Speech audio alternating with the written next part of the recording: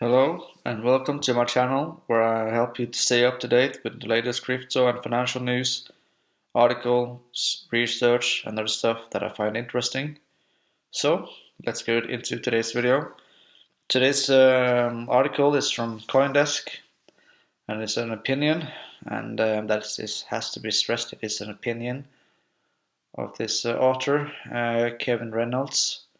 It was published today, and let's just get into it. CoinDesk editorial: It sure looks like the US is trying to kill crypto. The federal government's recent actions against crypto are, rightly or wrongly, widely perceived as a coordinated attempt to maim digital assets. This risks sending a vital industry overseas without actually protecting investors. When walking my dogs, I often run into a hard word, not going to try to pronounce it, named Harry.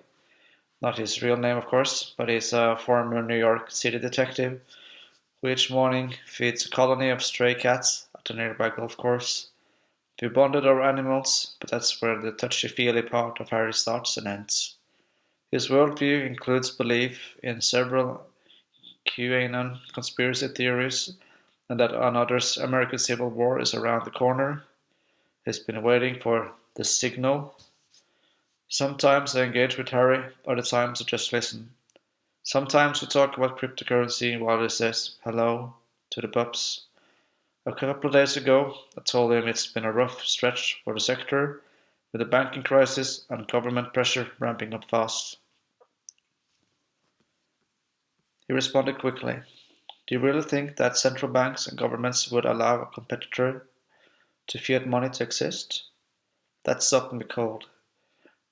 Here he was spouting a conspiracy theory that I'd been finding it increasingly hard to argue against.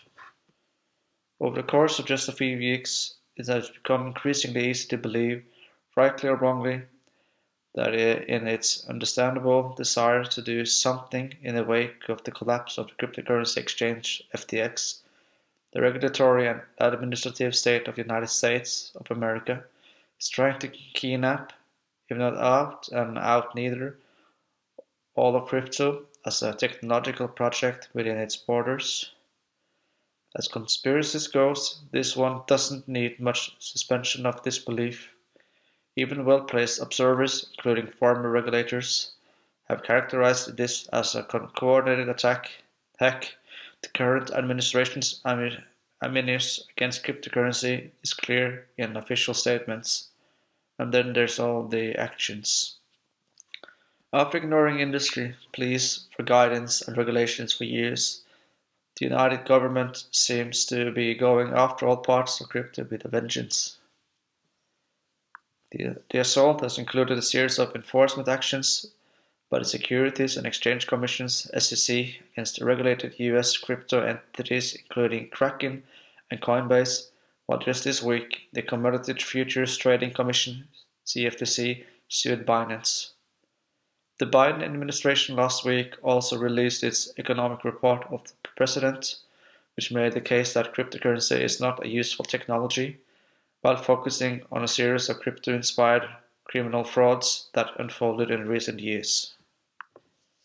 My reasoning for disbelieving that there is coordinated ill intent are twofold, one rooted in idealism and the other cynicism. First, this is the US, the land of opportunity and freedom. A deliberative attack against the economic freedom that crypto represents would run against this country's values. Second, this is the US, the land of crumbling infrastructure.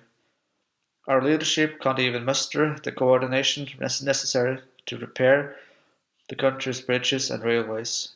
It's too depressing to imagine there might be more aligned or destroying the financial infrastructure of the future than maintaining the physical infrastructure of the present. Supporting the lack of coordination side of the argument is how the CFTC, in its suit against Binance, claims the cryptocurrency either is a commodity, while the SEC and the New York Attorney General both argue it's a security. But whether this is a coordinated attack or effort against crypto is not may be irrelevant. Some people are convinced it's real, and not just my friend Harry. The idea is rampant now. The US has in it for crypto. So some firms are looking at moving overseas, while others are worried they will lose or be unable to obtain bank accounts. And it's not just industry folk who believes this. Bankers, for instance, are declining invitations to speak at crypto gatherings, fearful of painting targets on their institutions' backs. Without a significant change, of course, by the Biden administration, the view that the US is anti-crypto will soon become too entrenched or uproot. The fact that most of the US government's actions has been punitive rather than constructive is a huge factor. Regulators and the White House needs to make clear that crypto has a future on US shores, and there is no better way to do that than by giving the digital asset industry the clarity it has been begging for.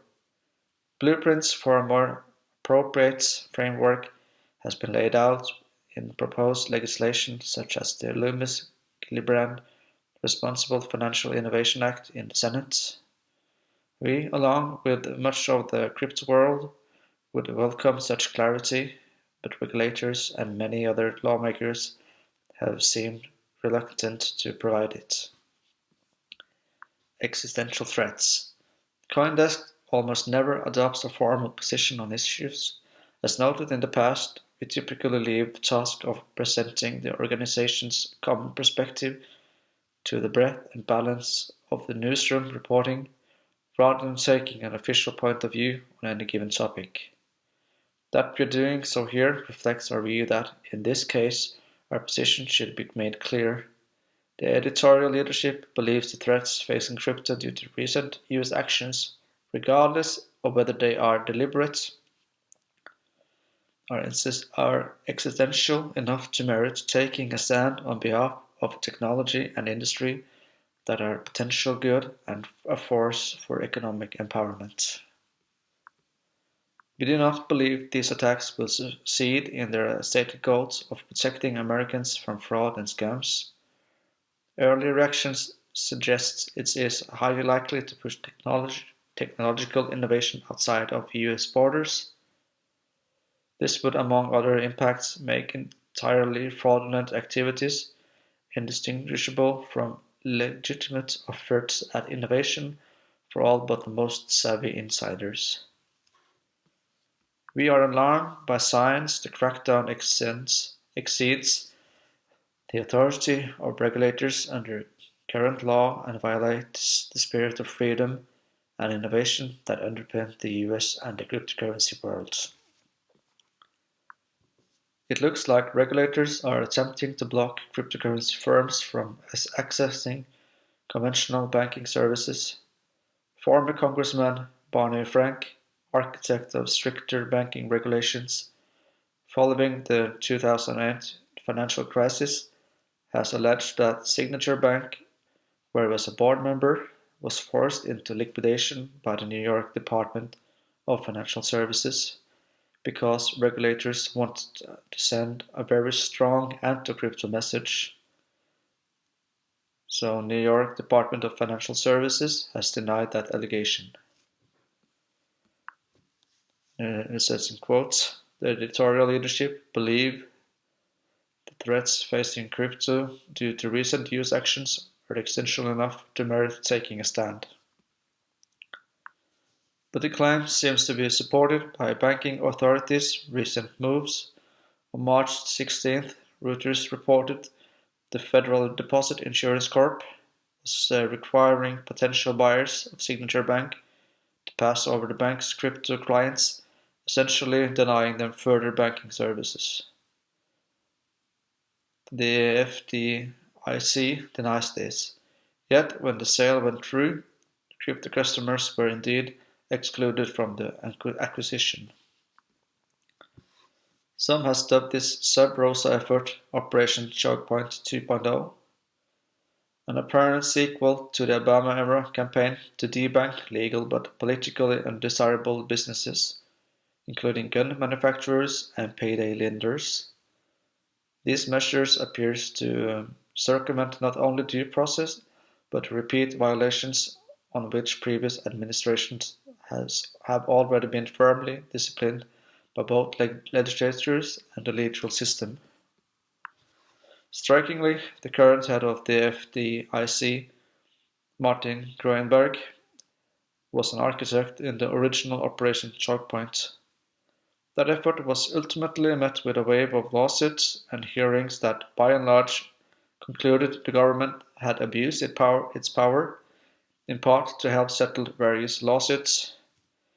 The FDIC promised internal reforms to prevent regulatory overreach against legal businesses, including putting an end to unwritten suggestions to banks about their choice of customers. The sincerity of that promise now seems questionable. CoinDesk is working to uncover the real story behind recent incidents and discover whether there really is a coordinated effort to starve the crypto industry, but the appearance of the abuse of government power is enough to justify raising an alarm, even before the full picture is clear. Indiscriminate daisy cutter. Disappearance of an unstated anti-crypto agenda must be distinguished from recent legal actions against specific swindlers who have victimized the crypto world. We know very well that crypto, like many frontier technologies before it, is extremely appealing to fraudsters. We applaud the prosecution and likely imprisonment of alleged criminals including Do Kwon and Sam Bankman-Fried. We actively work to stop fraud. CoinDesk's award-winning journalists were substantially responsible for uncovering massive alleged fraud at FTX, and we warned investors away from both crypto lender Celsius Network and Quantz Terra before they collapsed. But denying the developers of cryptocurrency tools and the creators of cryptocurrency services the ability to manage their dollar funds in US banks is not an anti-fraud measure. It is a daisy cutter bomb likely to cause indiscriminate carnage. Failing to establish a clear framework for the regulated insurance of digital assets similarly ultimately makes frauds harder for consumers and law enforcement to stop, because it eliminates any route to legitimacy for even the most high-minded digital asset-based projects. This apparent effort to strangle crypto is also having significant knock-on effects. As mentioned earlier, bank officials are markedly less willing to speak on the record about crypto or to take part in public panels on the subject, believing that they will somehow fall afoul of regulators, and forget about trying to get a central banker to speak on the record.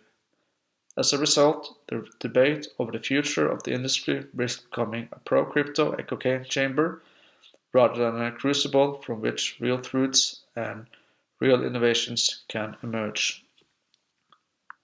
There is also the risk of crypto becoming politicized. The digital asset community has often shunned party politics, preferring to uphold larger principles of freedom and personal autonomy. In fact, constructive bipartisan crypto legislative proposals have largely been the norm, most notably the comprehensive bill sponsored by Senators Cynthia Lummis and Kristen Gillibrand. But now the perception that the administration is anti-crypto is threatening to destroy that open collaboration. How someone feels about crypto should soon depend on political affiliation, so no one wins if that happens. Cryptocurrencies thus have real-world uses and benefits, including serving as a financial alternative for those facing repression and violence across the world. In just one example, cryptocurrency allowed 100 million in aid to quickly reach Ukraine in the wake of Russia's invasion, faster than aid was able to move through more formal government channels. More broadly, crypto has become a nexus for advocacy for tools that resist the dangerous concentration of digital power in the hands of companies whose hoards of data make surveillance and censorship their primary stock in trade. The worrying rise of surveillance capitalism is a topic of clear concern for many of the legislators, whose authority bank regulators currently appear to be usurping. While speculation drives much of the market activity in digital assets, much like the market for technology stocks, their prices also have driven by real demand from current users. Billions of dollars in value move around the world over the Bitcoin network every day. Un-American. Bitcoin and many other cryptocurrencies would survive even a sweeping, indiscriminate regulatory crackdown, functionally unscathed. That's their entire point. These systems were conceived with the goal of empowering individuals to control their own fates in the digital era, separately from government and corporate structures. In this respect, cryptocurrency tests principles of government restraint foundational to the American ethos. The religious free speech and other rights enriched in the US constitutes our blueprints for the spread of liberty around the world. They have helped increase human flourishing, happiness, and wealth for millions. These protections seem normal to many Americans now, but they were once considered dangerous and destabilizing forces by establishing powers. To this day, even on American soil, authoritarians persistently return to old habits, seeking the illusion of safety through censorship and restriction. So yeah, that was the article. I hope that you liked it, and if you did, please leave a like, comment down below what you think about this matter, and subscribe to the channel, and I will see you in the next one. Goodbye.